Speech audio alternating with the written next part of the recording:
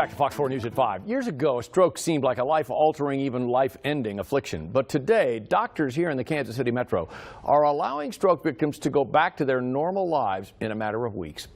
May is Stroke Awareness Month, and Fox 4's Abby Eden has one man's amazing story of survival.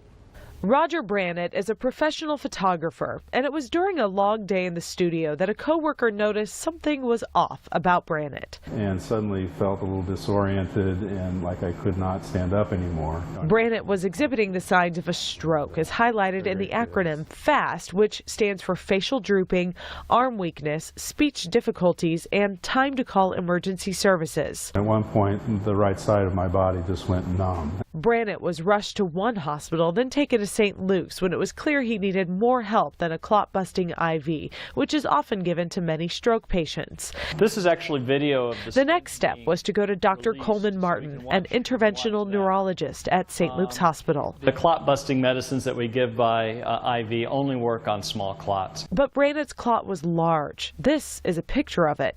Dr. Martin sees these situations pretty often. In any given night, we may screen as many as 5 or 6 cases. Thanks to new technology only in use since 2013, Dr. Martin is able to go into the brain with a stent and retrieve the clot using a tiny in the leg and following the artery through the body to the brain. In those cases where we do get the artery open and get it open completely, often patients are left with no disability. This is Brannett's actual procedure. The carotid artery had stopped flowing right here at my fingertip.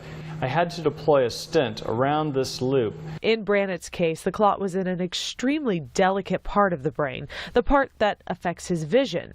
For this photographer, blindness, even in one eye, could be devastating. In his case, his vision is his profession, so it was worth that little bit of extra risk to take things a step further.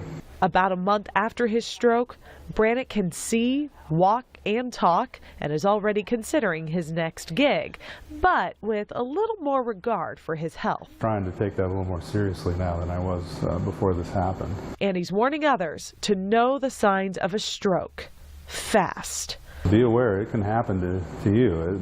Nobody's immune, and take care of your health, watch what you eat. Abby Eden, Fox 4 News, working for you. Dr. Martin says time is of the essence in a stroke. The faster a blockage in the brain can be cleared, the less chance there is for permanent damage. Brannett was fortunate because his clot was found and removed quickly, thanks in large part to that conscientious